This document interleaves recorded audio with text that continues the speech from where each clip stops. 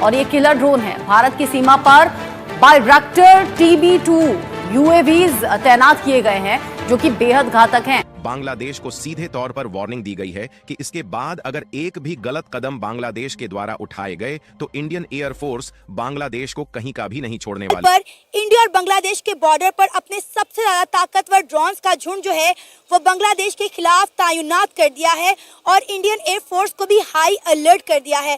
भारत और बांग्लादेश के बीच बढ़ते तनाव ने अब नया मोड़ ले लिया। बांग्लादेश की तरफ से तुर्की के अत्याधुनिक TB2 ड्रोन को भारत की सीमाओं के करीब तैनात किए जाने के बाद भारत ने भी करारा जवाब देने के लिए पश्चिम बंगाल में अपने शक्तिशाली हेरोन ड्रोन तैनात कर दिए। ये कदम बांग्लादेश के उकसाने वाले रवैये और सीमा के पास उसकी हरकतों पर लगाम लगाने के लिए उठाया गया। डिप्लॉयड किया है बांग्लादेश ने 7 ड्रोन उसने बॉर्डर के पास से डिप्लॉय कर दिया है और कहा है कि भाई हम तो डर रहे हैं। क्यों डर रहे हो तुम? तुम्हारे पास जैश ए मोहम्मद, तुम्हारे पास जमाते इस्लाम, तो ड्रोन से तुम किसको तो रोकने वाले हो और किसको खत्म करने वाले हो? देखिए, बांग्लादेश एक्चुअली में अपने दिमाग से नहीं चल रहा है, वो पाकिस्तानी दिमाग से चल रहा है। जैसे पाकिस्तान के में बांग्लादेश ने तुर्की से बायरैक्टर TB2 UAVs खरीदे और अब यहां पश्चिम बंगाल की सीमा पर तैनात भी नजर आ रहे हैं। भारत ने भी निगरानी बढ़ाते हुए अपने ड्रोन तैनात कर दिए हैं। बांग्लादेश पहल कर रहा है ना, TB2 ड्रोन जो है वो सरहदों पे उड़ा के और तुर्की से उसने रिसेंटली मंगवाए हैं। तो अब ये हो सकता है कि वो अपनी वो रिहर्सल कर रहा हो, लेकिन वो कुछ दिखाना चाह रहा है कि हमारे पास भी AVI जो है ना, मिसाइल और ड्रोन जो है हमारे पास मौजूद है।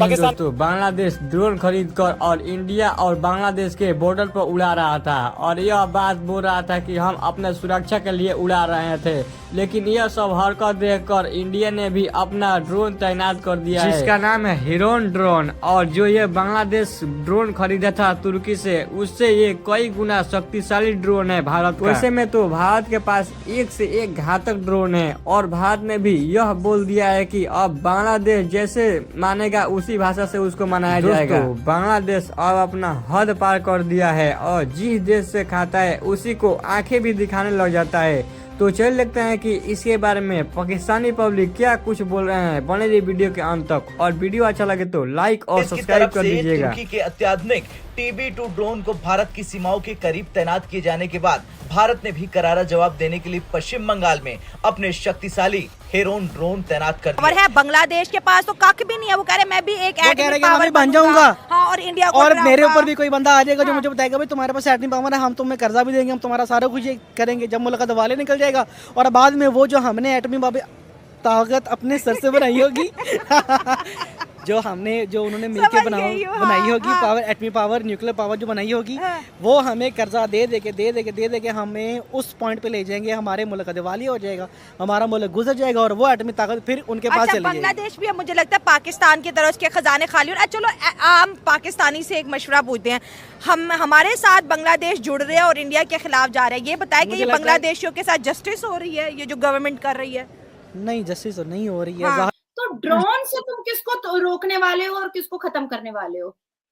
देखिए, बांग्लादेश एक्चुअली में अपने दिमाग से नहीं चल रहा है, वो पाकिस्तानी दिमाग से चल रहा है। जैसे पाकिस्तान हिंदुओं से नफरत करता है, भारत से नफरत करता है, हिंदुओं को देखना नहीं पसंद करता है, सुन्नी 71 फिरकों को देखना नहीं पसंद करता है। जैसे पाकिस्तान में एक एक करके हिंदुओं को खत्म किया गया, जैसे पाकिस्तान में एक एक मंदिरें खत्म कर दी गई, जैसे पाकिस्तान में एक एक गुरुकुल खत्म कर दिया गया, जैसे पाकिस्तान में शहीद भगत सिंह की समाधि तक को तोड़ने की बात आ गई, जैसे पाकिस्तान में हिंदुओं से नफरत करना स्कूल, कॉलेज, यूनिवर्सिटी में सिखाया गया, उसी तरीके से उसी नक्शे कदम पर अब मोहम्मद यूनुस बांग्लादेश को चला करके जिहादिस्तान बनाने की कोशिश कर रहा है और पाकिस्तान का छोटा भाई जिहादिस्तान।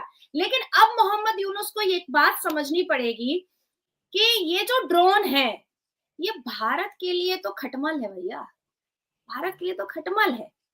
और 7 ड्रोन जस्ट ये जो मैं अभी जहां पर बैठी हुई हूँ, वेस्ट बंगाल, कोलकाता में फोर्ट विलियम है एक, मेरे घर से आई थिंक 20 मिनट का डिस्टेंस है फोर्ट विलियम का। तो फोर्ट विलियम में जो मतलब वो रहते ईस्टर्न कमांडो रहते हैं, वो अगर जरा सा ऐसे से ऐसे करेंगे ना, बांग्लादेश हग मुद देगा। ये जो सिर्फ कोलकाता का फोर्ट विलियम का ईस्टर्न कमांडो अगर सिर्फ मूव किया है, थोड़ा सा मूव किया है, तो मैं इस बात को बड़ी जिम्मेदारी से कह रही हूँ कि बांग्लादेश के ये जो 2 फुटिया 3 फुटिया मौलाना है, ये अपने सलवार में हगना और मूतना स्टार्ट करेंगे।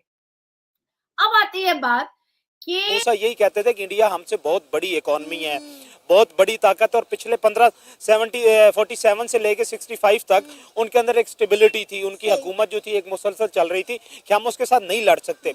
लेकिन उन्होंने कहा कि नहीं नहीं नहीं नहीं, हमने तो लड़ना ही लड़ना है। इन्होंने एक ऑपरेशन शुरू किया कि हमने श्रीनगर को फतह करना है, आज़ाद कश्मीर जो है और उसका जो रिमेनिंग हिस्सा था उसको आज़ाद करवाना है। तो उसके बाद क्या हुआ कि वो सारे लोग जो हैं, जो हमारे कुछ फ्रीडम फाइटर थे जो हमारी तरफ से शामिल किए गए थे, वो सारे के सारे पकड़े गए थे और बड़ी मुश्किल ऐसे लोग थे जो कि जान बचा के जो वो वापस आए थे। यही हरकत जो है, यही गलती जो है वो बांग्लादेश का, और बांग्लादेश के जो तजिया निगार हैं, जो डिफेंस के एनालिस्ट हैं, वो भी मेरे ख्याल में बांग्लादेश को या बता नहीं रहे, या बांग्लादेश की क़यादत जो वो समझना नहीं चाहती कि इंडिया जैसी बड़ी इकोनॉमी के साथ वो कैसे लड़ सकती है।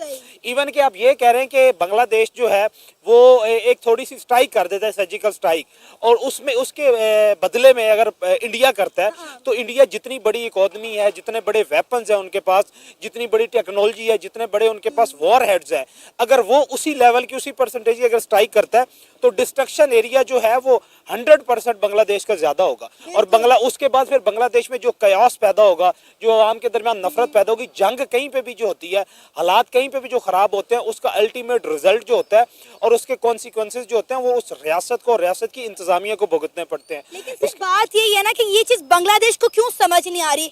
बांग्लादेश एक दफा सोच समझ ले कि वो आंखें किसको दिखा रहा है, इंडिया को, जो दुनिया की 5वीं बड़ी ताकत। और अगर हम डिफेंस सेक्टर की बात करें तो बांग्लादेश और इंडिया का कोई मुआवजा ही नहीं बनता। अब आप देखें कि इंडिया ने भी जो है अपने ड्रोन लगाए हैं, और आप देखें कि वो ड्रोन वो हैं जो इंडिया ने इसराइल से जो है वो परचेज किए हुए हैं। और इंडिया की आपको डिफेंस सेक्टर का पता है, एक से बढ़कर एक मिसाइल उनके पास मौजूद है। कोई मुस्लिम ममालिक पाकिस्तान के साथ मिले, कोई एक्शन तो लिया जाए ना। क्या फायदा ऐसे मिलने का कि आप ऊपर से मिले, दिल ही दिल में आप यहाँ पे चुगलखानियां कर रहे हैं कि पाकिस्तान तो चाह रहा है मैं ये कर लूं। बांग्लादेश तो पाकिस्तान का हिस्सा था ना, कैसे दिल साफ हो सकता है? दिल साफ हो ही नहीं सकता। आप बांग्लादेश में जाके आप कहें मैं पाकिस्तान से आया हूँ, वो आपको ऐसे देखेंगे कि जैसे कोई गाली दे रहा कोई आपको, ऐसे है। ये भाई अभी भी ख्वाबों की जिंदगी में, ख्वाबों की जिंदगी नहीं जीनी चाहिए ना। जो ख्वाब की जिंदगी में रहता है तो फिर वो फिर ऐसे ही रहता है कि बस इमरान खान अच्छा है तो नवाज शरीफ अच्छा है, सब चोर है, सब चोर है। जो आता खाता निकल जाता है, जो आता खाता निकल जाता है। कोई भी जो है ना, कोई भी जो है